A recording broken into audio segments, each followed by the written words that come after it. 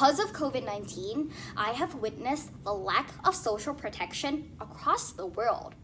Because of COVID-19, I have experienced a disruption in my education. This has been the largest disruption in education for centuries, and the consequences are that more than 1 billion students are at risk of falling behind. This is alarming because education is not only a fundamental human right, but also an enabling right.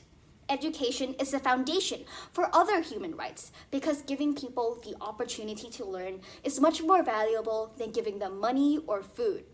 It is the tool that people can use to improve their own living standards and have equal opportunities to succeed in our society. But during these unprecedented times, there has been a whirlwind of chaos with many setbacks to our educational systems due to the response of the coronavirus crisis.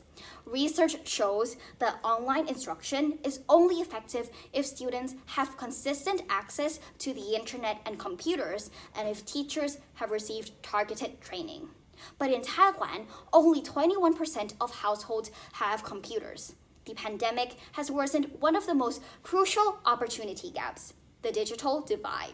This has made it virtually impossible for some students to learn during the pandemic, and it has also challenged the limitations of standardized tests, which reward a narrow set of skills and more affluent students who have access to specialized instructions. Ladies and gentlemen, there's an urgent need to solve these problems in a resilient way. John F. Kennedy once said, when written in Chinese, the word crisis is composed of two characters. One represents danger, but one represents opportunity. Although this has been a great setback, it is not an excuse for us to turn away from our commitment to education. We have committed to it, thus we must act on it to see it through. The question now is how we can use these learned mistakes and improve our ways in the future. Therefore, I would like to propose 3 key takeaways as a vehicle to guide us to our target, which I would like to call a CAR, or C-A-R, change, advancement, and rebuilding. Firstly, change. It's safe to say that COVID-19 has opened all of our eyes to the challenges in our educational systems. Hence, we have an opportunity for real and meaningful change in order to provide education that will lead to sustainable development. It is evident that our current system lacks adaptability, so we must put these mistakes behind and build systems with better risk management and leadership. We must accept this disruption as a challenge that we have to overcome, not as a difficulty. We must dare to change. This leads to the second letter, advancement. Once people realize that this is an opportunity for transformation, then we can invest in education. And this is composed of investing in resources and investing in human capital to make sure that students are receiving quality education. It should begin with giving schools urgent resources so that they can provide effective remote instruction during the pandemic.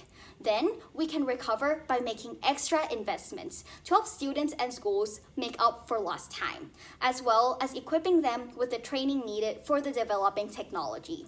We need to build up educational standards with qualified teachers who are familiar with the digital space and technology. This will allow many different teaching practices and allow students to engage on different levels. Lastly, R, or rebuilding. This includes rebuilding the system into one that focuses on nurturing a holistic child, balancing cognitive with socio-emotional skill development, and ensuring that all children have access to resources that enhance learning. I believe that we can create a new platform to open up new teaching methods that will leave no student behind. Ladies and gentlemen, we are living in this world of turmoil and confusion, but it's important to recognize that we are all going through these hard times together.